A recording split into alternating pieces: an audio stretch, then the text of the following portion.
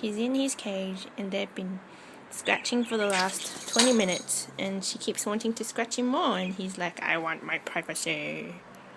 See, they're between the doggy now. Oh, we pushed the dog off.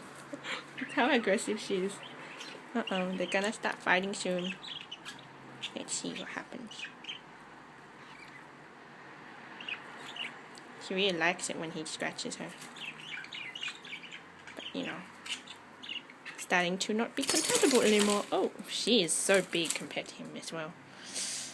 Look at that.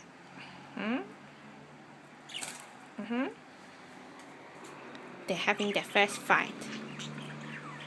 There it is.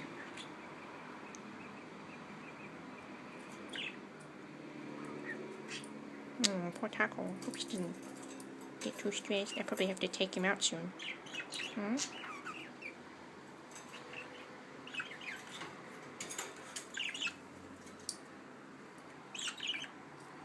Okay, better take her out before she attacks him too much.